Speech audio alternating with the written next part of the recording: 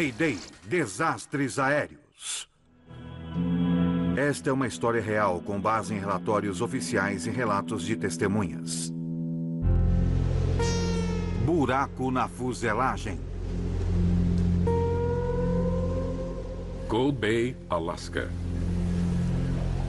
Uma cidade de fronteira na ponta da península do Alasca, rodeada pelas montanhas Aleutas e milhares de quilômetros de oceano.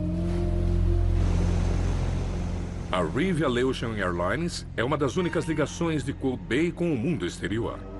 Ela opera uma pequena frota de aviões robustos que transportam pessoas e cargas pelo estado e fora dele. O voo 8 da Riv Aleutian Airlines se prepara para deixar Cold Bay em direção a Seattle, em Washington. A rota inclui um longo trecho do Oceano Pacífico Norte. O comandante James Gibson, de 54 anos, tem mais de 25 anos de experiência pilotando na difícil região do Alasca. Impulso de decolagem. O engenheiro de voo de Gibson Impulso. é Gerald Moose Lauren, do Alasca, de 45 anos.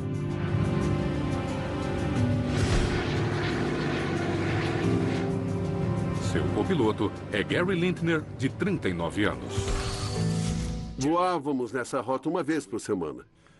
Naquele dia em especial, estávamos programados para 5 horas de voo. Recolher trem de pouso. Recolher trem de pouso.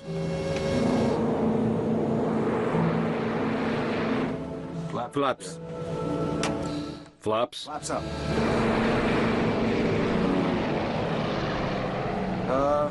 Riv 8 is off the ground. Riv 8 acaba de decolar. Cerca de 2, 3. Riv 8, entendido. Tenha um bom voo.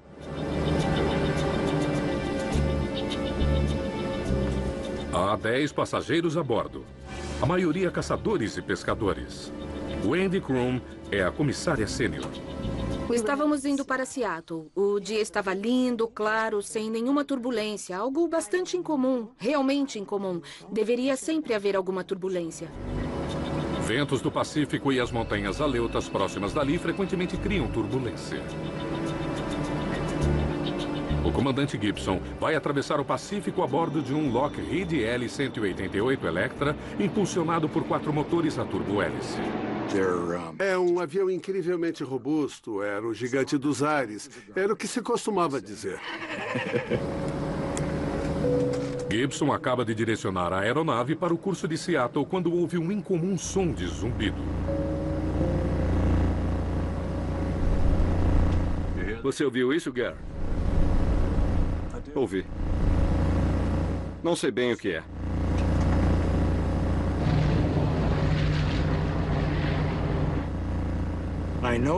Percebi que a vibração que eu estava sentindo em meus pés e a vibração no vidro eram diferentes.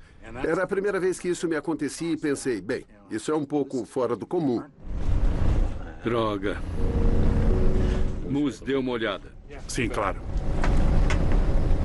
Enquanto Gibson e Lintner esperam que a comissária verifique o que está havendo, as vibrações tornam-se mais pronunciadas. Eu lembro de olhar para baixo e ver o manche vibrando. Virei para o Jim e disse, puxa, veja isso. Jim e eu olhamos um para o outro e finalmente ele disse... Negativo, vamos voltar. Enquanto isso, Wendy Kroom ajuda Lauren a verificar os motores. O engenheiro disse, quero que você volte e verifique o motor número 4 e veja se você consegue ver alguma coisa. E assim que eu olhei pela janela, a coisa aconteceu. E quando a hélice se soltou, eu pensei, santo Deus, aquilo vai me matar, vai me cortar em duas. Ela voou para frente, voltou, bateu no motor e em seguida passou por baixo. A hélice abre um buraco na parte inferior do avião. Santo Deus! Houve um grande estrondo. Minha nossa. Wendy, você está bem? Naturalmente, a cabine se encheu de fumaça e não havia barulho algum. Nossos tímpanos estavam arrebentados. O buraco na fuselagem causou uma descompressão explosiva. Pressão na cabine caindo. A rápida mudança de temperatura e pressão cria névoa pesada que obscurece a visão e deixa o avião sem oxigênio. E então, quando você tenta respirar, você acaba ficando tonto e pode, na verdade, ficar inconsciente. É terrível porque a fumaça e o silêncio... Você pensa, puxa, eu estou morto ou o quê? Meu Deus. Finalmente, quando a fumaça se foi, pude ver pela janela que estávamos virando para a direita. Uma virada para a direita está levando o voo para noroeste em direção ao Mar de Bering. Eu peguei o manche, naturalmente, para tentar nivelar as asas. Emperrado! E sem ailerons também. O manche parecia ser de concreto. Parecia um bloco de concreto.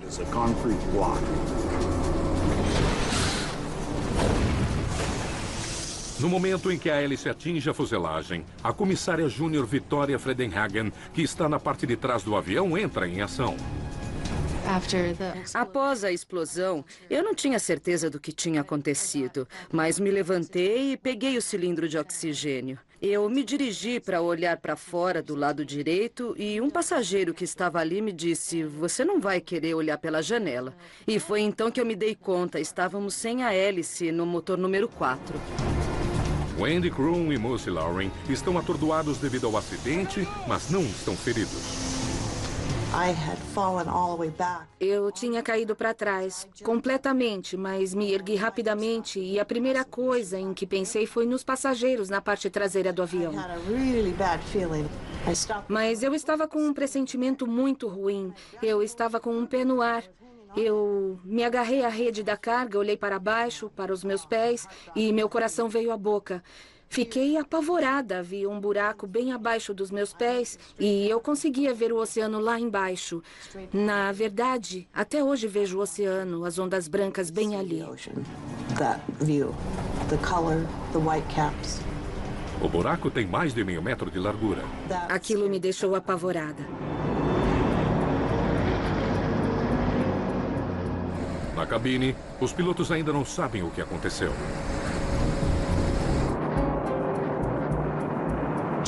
Jim e eu colocamos as máscaras e em questão de segundos Moose chegou e nos disse já na porta da cabine: "Santo Deus, perdemos a hélice número 4.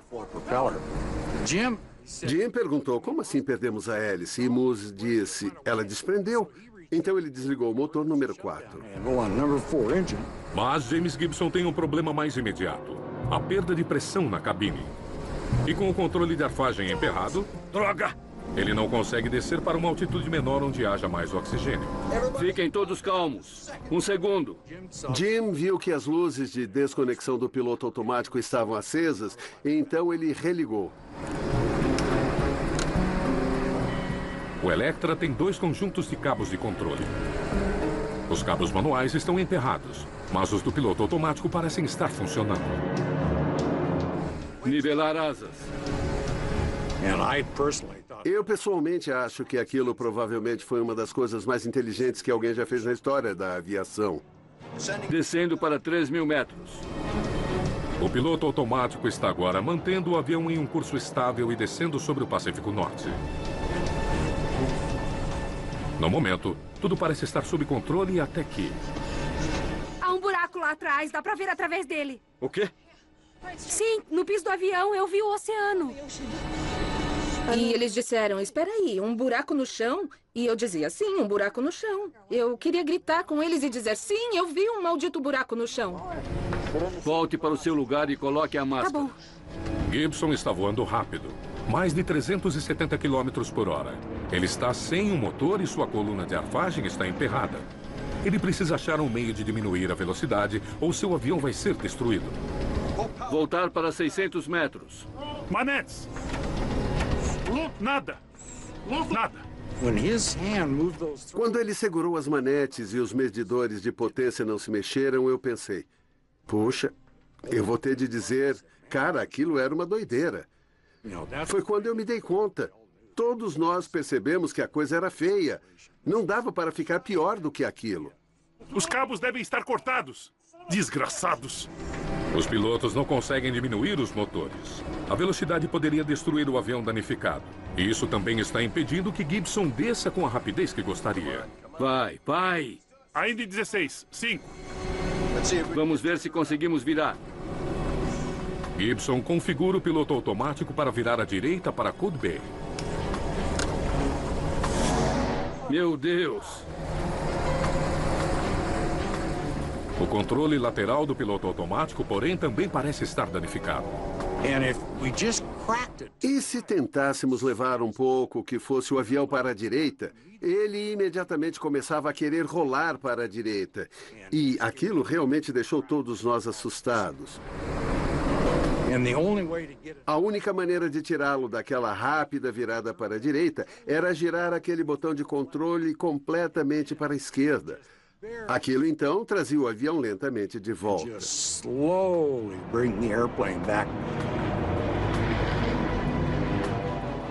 Gibson não tem como virar seu avião.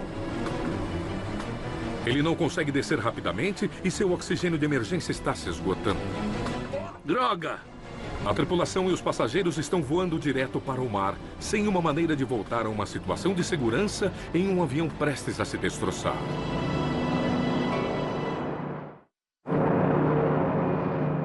Após tentativas e erros, o comandante James Gibson descobre o que o seu avião danificado consegue e não consegue fazer.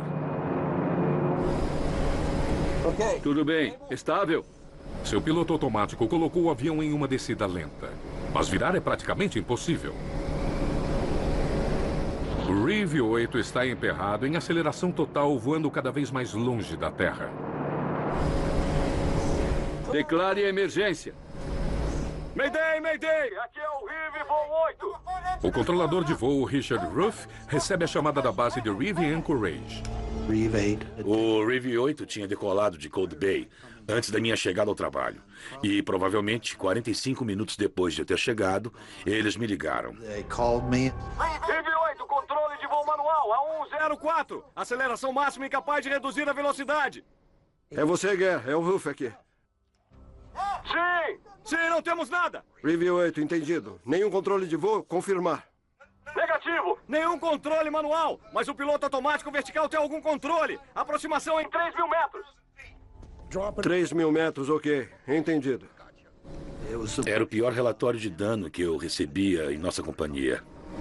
O piloto automático finalmente leva o Electra a 3 mil metros. O comandante Gibson usa o botão de altitude do piloto automático. Ele funciona. E o avião se mantém em 3 mil metros. Reeve 8, mantendo 3 mil metros. Câmbio. Graças a Deus. Senhores, podem tirar as máscaras.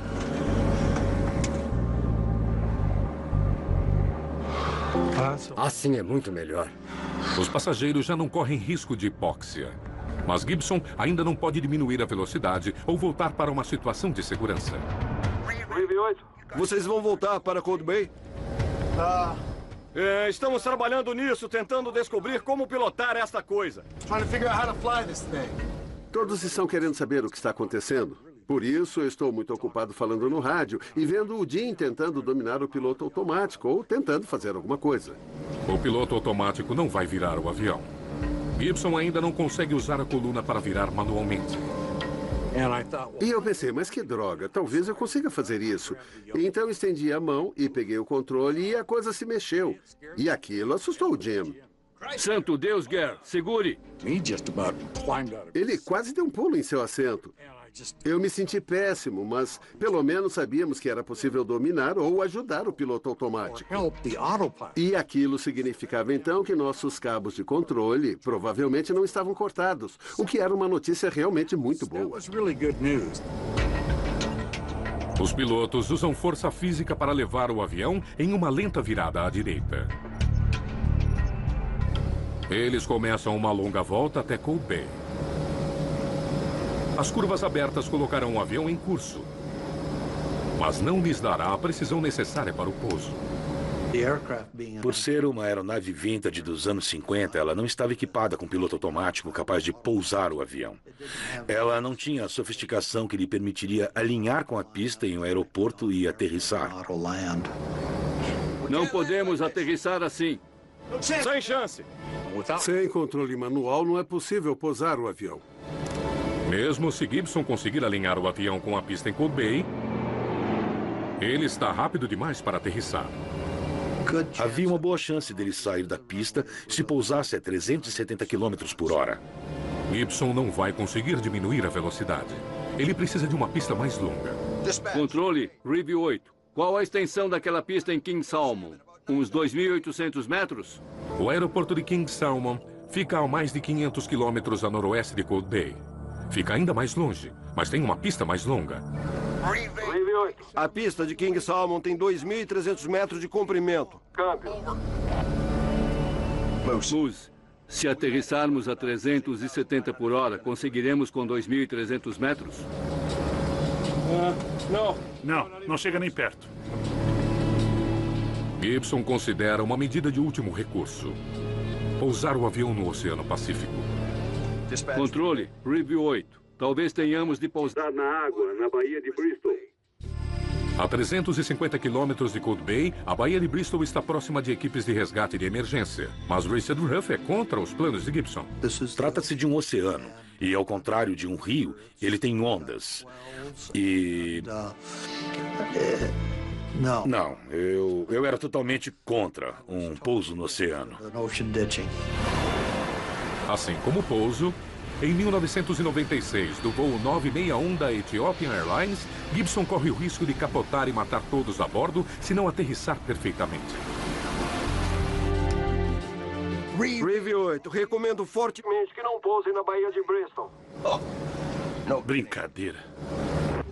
Em Anchorage, Richard Huff propõe outro plano arriscado: voar em direção nordeste até a base no aeroporto de Anchorage.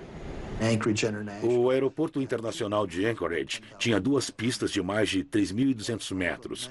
Além disso, todas as instalações médicas existentes no local tornavam aquela uma operação mais viável.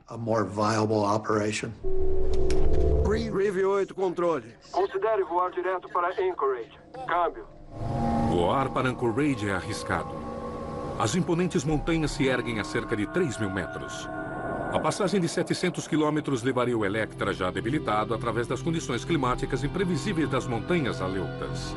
Se Gibson encontrar turbulência na rota até Anchorage, isso poderia causar mais danos ao avião já vulnerável. Review 8. Sugiro Anchorage enfaticamente. Câmbio. Controle, aqui é Review 8. Eu ouvi da primeira vez e esta decisão será minha. Câmbio. Moose, temos combustível suficiente para chegarmos a Anchorage? Sim, temos mais do que o suficiente. Controle, Review 8. Confirme condições atmosféricas em Anchorage. Ventos de superfície 260 graus a 9 nós em Anchorage. Essa coisa é uma máquina e tanto. Nós vamos conseguir. Controle, ok. Nós vamos para Anchorage. Entendido, Review 8. A caminho de Anchorage, de prontidão. Por tentativa, Gibson lentamente dominou o piloto automático danificado. Ele ajusta delicadamente o controle lateral e usa força muscular na coluna, forçando o avião em uma nova direção para Anchorage. Muito bem. Está estável. Não toque em nada.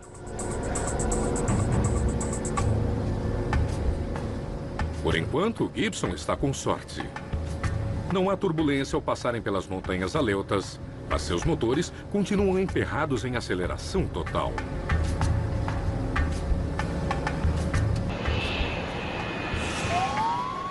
Em Anchorage, equipes em terra se preparam para um desastre.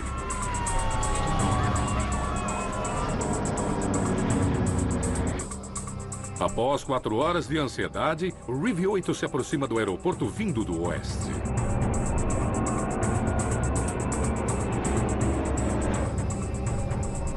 O comandante Gibson ajusta cuidadosamente o piloto automático e começa a circular o aeroporto. Sua única esperança é conseguir, de alguma forma, recuperar controle suficiente para tentar um pouso antes de ficar sem combustível. Os controles estavam realmente duros e tudo o que sabíamos era que quando tentávamos usar o piloto automático e ajudávamos manualmente, conseguíamos controlar um pouco o avião. virando um pouco, controlando um pouco a sua inclinação. Na sede do RIV, o engenheiro de voo John Minton é chamado para ajudar os pilotos a encontrar uma maneira de pousar o avião. Fui chamado pelas pessoas que já estavam ali envolvidas na situação e que me pediram que eu ajudasse de alguma forma com o conhecimento da aeronave de que eu dispunha. Controle, RIV 8. 1 minuto. Preciso de algum controle ou não vamos conseguir pousar. Câmbio. Entendido, RIV 8. Estamos trabalhando nisso. O Electra tem 2 sistemas de controle de voo separados, que trabalham lado a lado, mas que são completamente separados um do outro. Eles têm o piloto automático e têm o controle manual. Portanto, se um deles estiver danificado, o outro está lá. Nesse cenário, o lado mecânico fora danificado e o lado do piloto automático, não. Minton considera as opções. Sua conclusão choca a todos. Desligue o piloto automático e veja o que acontece. Todos nós queríamos saber se o controle manual do avião era uma opção. E a única maneira de fazer isso era desligando o piloto automático e vendo se o sistema hidráulico manual normal era viável de alguma forma. RIV 8. John Milton sugere que desliguem o piloto automático. Você está louco? Se qualquer um dos cabos manuais do voo foram danificados durante o acidente e Gibson desligar o piloto automático, eles podem ficar sem qualquer controle do avião. Nós achávamos que o avião poderia ficar fora de controle e se não conseguíssemos ligar novamente o piloto automático, teríamos então realmente uma tarde e tanto. No que poderia ser seu último comando de voo, Gibson desconecta o piloto automático. Desligando o piloto automático. Colocar o dedo sobre aquele botão e desligar o piloto automático foi para mim a coisa mais corajosa que eu acho que já fiz na minha vida. O avião permanece estável. Com o piloto automático desligado, Gibson verifica se os controles manuais estão mais soltos. Nada. Droga. Eles continuam emperrados. Jim imediatamente religa o piloto automático. Àquela altura estávamos bastante estressados. Aquilo não parecia nada bom. Não havia como conseguirmos pousar o avião usando apenas o piloto automático. Simplesmente não havia controle suficiente. A vida de 15 pessoas a bordo depende de os pilotos terem mais controle do avião. Mas tendo passado horas lutando com os controles manuais emperrados e um piloto automático danificado, o comandante Gibson precisa de um descanso. Gare, eu não consigo mais. Você vai precisar assumir. Ele estava esgotado. E ele diz, Gary, você assume o avião. Eu vou fazer uma pausa. A tripulação está exausta e sem opções. E então Lintner percebe algo que muda toda a situação. Eu olhei para baixo e vi que o piloto automático estava desligado. Ele tinha se desligado e eu estava sentado ali fazendo voltas com o avião. Mas que droga! Eu tinha inclinado o avião lateralmente uns 3 graus. Ele está virando o avião sem qualquer ajuda do piloto automático. Olhei para o Jim e disse, eu tenho controle aqui. Como é? E ele imediatamente agarrou o manche e ficamos os dois ali no controle. E foi então que nós pensamos, agora a história é totalmente diferente. De qualquer forma, os pilotos conseguiram controle manual suficiente para elevar o nariz e rumar em direção da pista. Enquanto tivéssemos o controle manual do avião sem o piloto automático, tudo estaria bem. Você nos dá 3 graus de inclinação lateral e 1 grau de arfada e nós fazemos o resto. Huff, não sei como, mas temos algum controle de volta. Estamos chegando. Mas Gibson ainda enfrenta um grande problema. É uma pista de 2.900, mas pode-se sair dela se estiver rápido demais. Ele está rápido demais para aterrissar.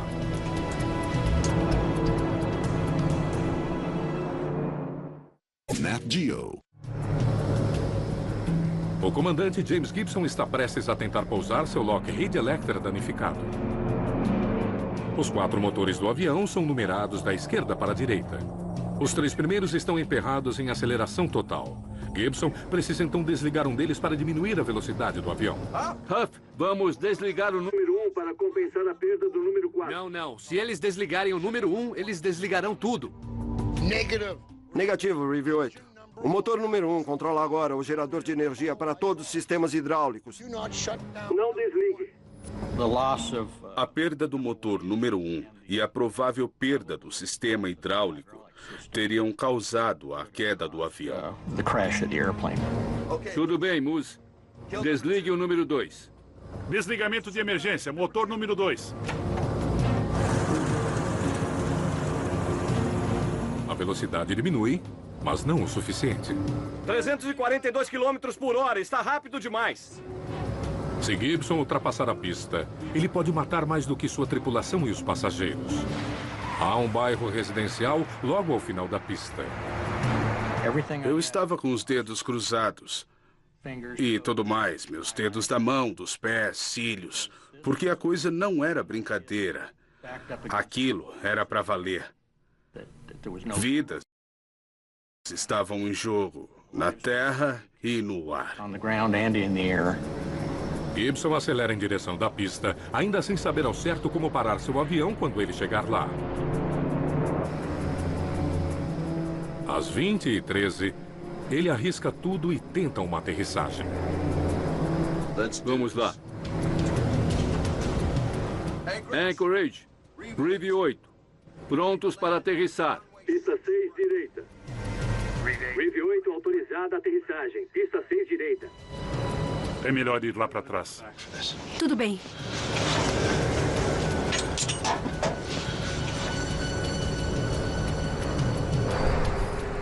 O Andy Kroon volta à cabine de passageiros para fazer os últimos preparativos para o pouso. Eu realmente me imbuí de minhas funções e da necessidade de ir para trás. Para isso, ela precisa passar pelo buraco no chão da cabine. Eu pulei por cima dos assentos, com meus braços tentando me agarrar aos locais de bagagem, tentando me segurar como eu podia.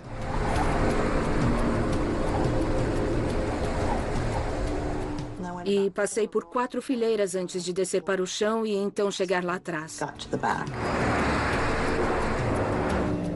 Sem praticamente controle algum e rápido demais, Gibson inicia a aproximação.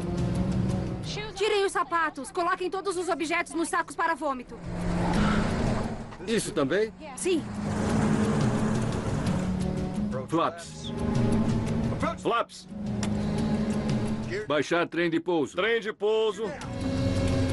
Os pilotos puxam seus controles para levantar o nariz para o pouso. Segundos antes do touchdown, eles atravessam a cabeceira da pista. 315 de velocidade. 90 km mais veloz do que o normal. Sincronização, 240 metros minuto. Eu nunca tinha precisado ver alguém tentar pousar um avião naquela velocidade. Eles conseguem fazer isso. Eles conseguem. Equipes de notícias registram a tentativa. Mas no último minuto, Gibson percebe que ele ainda está rápido demais e não pode pousar com segurança. Filho da mãe. Arremeter! Arremeter!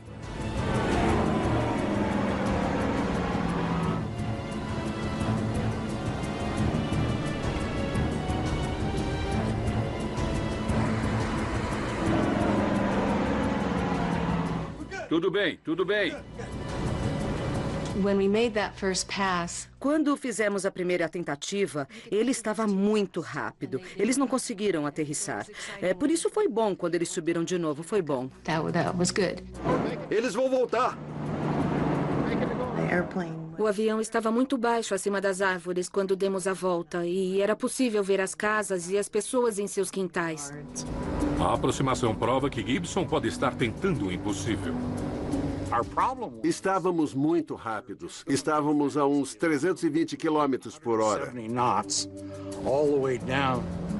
Gibson precisa achar uma maneira de reduzir a sua velocidade por pelo menos 18 km. Mas desligar os motores restantes não é uma opção. As asas curtas do Electra conseguem a maior parte de sua sustentação com o ar empurrando as hélices. Você não pode simplesmente desligar os motores do avião e planar. Havia muito pouco arrasto naquelas grandes hélices e, portanto, a sustentação das asas desapareceria completamente e o avião despencaria. Com 2 motores em aceleração total e mais rápido para aterrissar, Gibson dá a volta rumo ao mar e começa uma segunda aproximação. Rive 8, torre. Autorização, segunda abordagem. Pista 6, direita. Baixar trem de pouso. Baixar trem de pouso. Aviões ganham velocidade ao descerem. Para reduzir a velocidade da aterrissagem, Gibson decide iniciar sua segunda aproximação de meros 240 metros. Além disso, ele toma uma decisão ousada que vai tornar impossível uma volta. Ao tocar o solo, ele vai desligar os 2 motores restantes. Última chance, pessoal. Vai, vai, vai!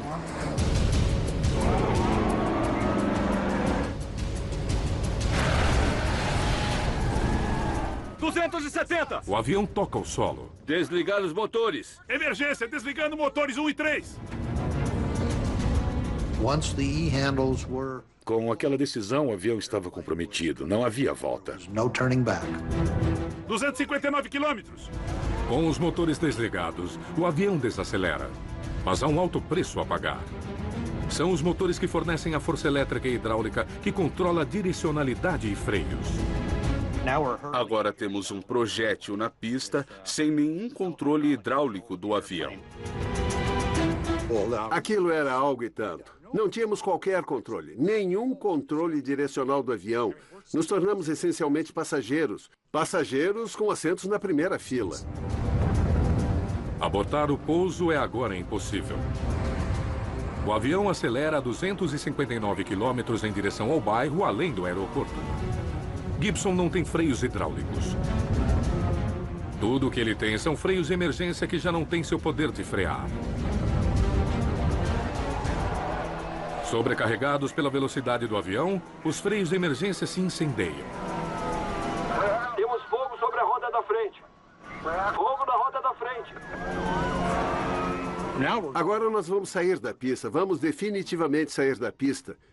Estamos olhando para frente, para aquela vala, e o Jim diz: preparem-se, rapazes, preparem-se. Preparem-se.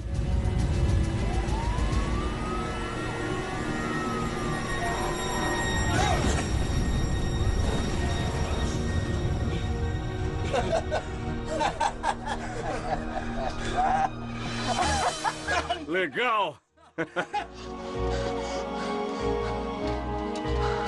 Eu acho que chegamos.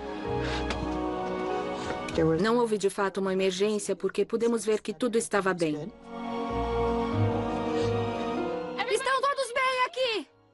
Bom, claro, a adrenalina estava toda naquele ponto. E foi muito bom. Parecia algo realmente surreal, porque estávamos bem.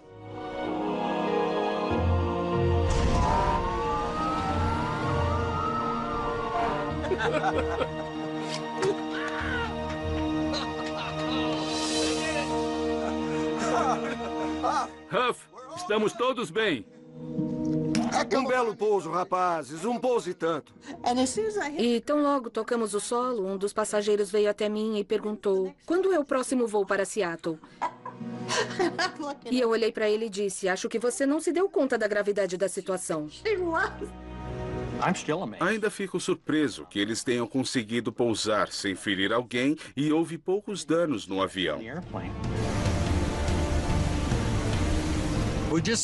Ficamos ali simplesmente vendo toda aquela espuma no avião. Havia espuma em todo o avião, dos caminhões de bombeiros. E o avião estava razoavelmente bem.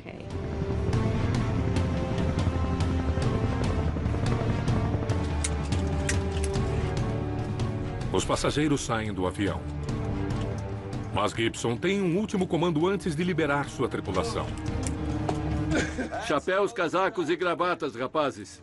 E Jim disse: rapazes, acho que lidamos com isso como verdadeiros profissionais e devemos usar nossos chapéus, casacos e gravatas ao sair. Depois de um calvário de 6 horas, o comandante Gibson e sua tripulação pousou um avião danificado e salvou a vida de todos a bordo. A empresa vivia nos dizendo que éramos um bando de idiotas não profissionais. Acho que você provavelmente não vai poder publicar isso, mas...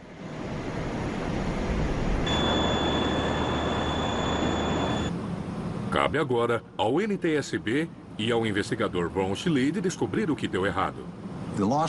A perda de uma hélice em voo é um evento muito grave que pode levar a um acidente catastrófico e já levou a acidentes catastróficos no passado. Embora o acidente das Aleutas com o Reeve não tenha sido catastrófico, ele se enquadra em uma tendência preocupante. Desde 1965, 4 casos de perda espontânea da hélice ocorreram com o Electra L-188. Tínhamos um avião que quase caíra no oceano por ter perdido uma hélice. Portanto, precisávamos descobrir o mais rápido possível o que provocara o acidente. Em Washington, o investigador Dennis Grossi ouve novamente a gravação de voz da cabine para compreender os desafios enfrentados pela tripulação quando ela tentava pousar. Logo após a decolagem, a tripulação detectou uma vibração. E a vibração continuou até que a hélice se soltasse da aeronave.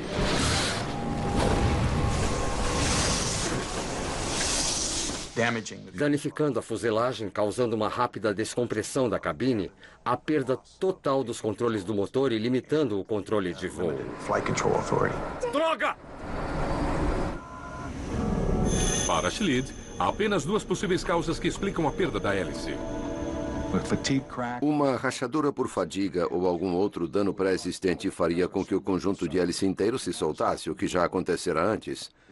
A outra possibilidade era a caixa de engrenagem, as engrenagens que impulsionam a hélice. No caso de uma falha catastrófica, isso também pode levar o motor ou o conjunto de hélices e a caixa de engrenagem a se soltarem, o que também já acontecera no passado. Sua equipe estuda o que sobrou do motor danificado. Imediatamente, fica claro que essa será uma investigação difícil. Os destroços realmente não nos ajudaram muito, porque o que precisávamos verificar não estava mais lá. A hélice e a caixa de engrenagens a qual ela estava presa se perderam no mar. As peças que provavelmente causaram a vibração se perderam para sempre. Sem elas, pode ser impossível resolver o caso. Sem nenhuma evidência física a ser examinada, a equipe de Schlid analisa a gravação dos dados do voo do avião, esperando que ela possa explicar a vibração. O gravador de dados do voo desse avião era muito rudimentar. Ele grava com uma agulha de vitrola arranhando uma folha de metal. E não era, portanto, uma coisa muito científica comparada com o que se tem hoje. Assim, não era possível, pelas gravações dos dados do voo, determinar de onde vinha a vibração. O Electra tem uma história de vibração do motor. Vibração tão grave que tem sido conhecida por destruir o avião em alta velocidade. Os investigadores examinam os suportes de borracha projetados para absorver as vibrações e, se estiverem desgastados, isso poderia explicar o acidente. Entretanto, os suportes parecem em ordem e a investigação chega a outro beco sem saída. Não podíamos nem ao menos determinar uma causa provável neste caso. Quando não se pode fazer isso e é preciso dizer eu não sei, isso é muito difícil para um investigador. Mas há outra questão que Schlid espera conseguir responder. Por que foi tão difícil pousar o avião de Gibson? Em 4 outros casos, quando a hélice de um Electra se soltou, os aviões pousaram sem incidentes. A perda de uma hélice não é necessariamente catastrófica. Ele foi projetado para voar com apenas metade de seus motores. No entanto, com 3 motores intactos, Gibson mal conseguia manter o controle do avião. Alguma coisa tornava aquele caso singular. No Nat Geo. Os investigadores do NTSB examinam o buraco onde a hélice perfurou a aeronave. Não parece que algum cabo tenha sido cortado. O buraco explica a descompressão, mas não a completa falta de controle. E basta um olhar mais atento da cabine para finalmente descobrirem a raiz daquele problema. O piso da cabine danificado. Aquele buraco no piso, devido à descompressão explosiva, emperrou os controles de voo no local onde os cabos correm através de furos na estrutura do piso. Os cabos de controle do piloto automático e os cabos manuais foram comprimidos pelo piso danificado. Emperrado! Mas como somente o piloto automático usa o sistema hidráulico para mover os cabos, é possível aplicar muito mais força sobre eles do que um piloto humano faria. Por isso, o piloto automático era capaz de controlar um pouco o avião. Eles conseguiram usar o piloto automático para mover as superfícies de controle para fazer correções mínimas e manter o avião estável. Ei!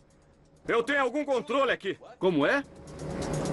Mas com os cabos manuais terrivelmente emperrados, os investigadores se perguntam como foi que a tripulação conseguiu repentinamente recuperar o controle suficiente para pousar o avião. Um olhar mais atento sobre os cabos comprimidos explica por que eles finalmente se soltaram. Parece que eles conseguiram se soltar. Eles continuaram trabalhando com o manche tanto quanto possível, empurrando, puxando, virando. Vai! Marcas profundas nas traves do casco explicam o fato. Os cabos de controle comprimido gradualmente formaram canais na carcaça do avião. Eles foram realmente cortando o metal durante o longo voo antes e até a aterrissagem. Isso deu à tripulação controle suficiente para alinhar o avião com a pista. Vamos lá. Anchorage, Review 8. Pronto para aterrissar. Pista 6 direita. Dennis Grossi acredita que a força bruta foi apenas parte do que tornou esse voo excepcional. Eu escutei inúmeras gravações de voo em meus 35 anos com o NTSB e nada chega sequer perto deste caso. A tripulação foi excepcional. Anchorage, Review 8, pronto para aterrissar. Pista 6 direita. Review 8, autorizada a aterrissagem. Pista 6 direita. Baixar trem de pouso. Trem de pouso! 259, sincronização 240 metros. Eles conseguiram recuperar o controle da aeronave e começaram uma descida, o que foi extraordinário. Uma vez em Anchorage, Gibson resistiu à tentação de pousar em sua primeira aproximação. Filho da mãe. Muitas vezes, quando os pilotos se aproximam para a aterrissagem e as coisas começam a ir mal, o instinto é aterrissar o avião, apesar das condições. Arremeter! Arremeter!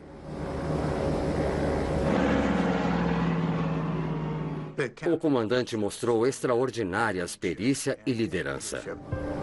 O último comando do voo de Gibson pode ter sido o que mais o notabilizou. Desligar todos os motores. Desligamento de emergência, motores 1 e 3. E então, naturalmente, a decisão também do comandante de desligar os motores ao tocarem o solo. Aquilo eliminou a possibilidade de volta. Ele sabia que aquele era o momento.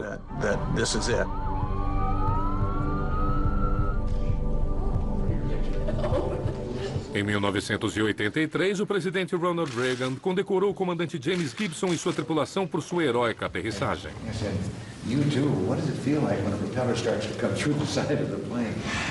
Bom, foram alguns momentos pelos quais não quero passar de novo, senhor, mas foi emocionante.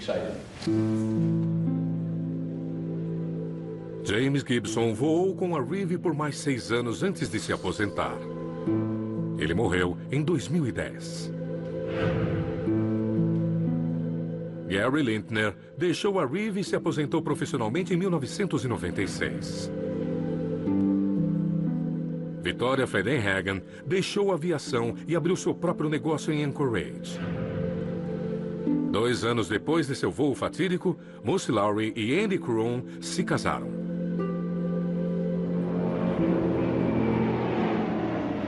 A Reeve Aleutian Airlines foi à falência em 2000, depois de 68 anos de serviço.